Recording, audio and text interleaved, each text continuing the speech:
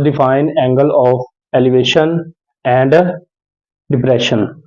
तो आज हम एंगल ऑफ एलिवेशन और एंगल ऑफ डिप्रेशन के बारे में जानेंगे बच्चों।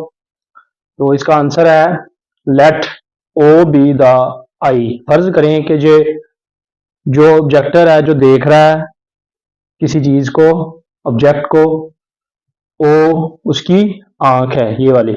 यहाँ पे देखने वाला बंदा खड़ा है, देखने वाली आंख मौजूद है, फर्ज करें। Let O B the eye of observer, देखने वाले की आंख है यहाँ पे।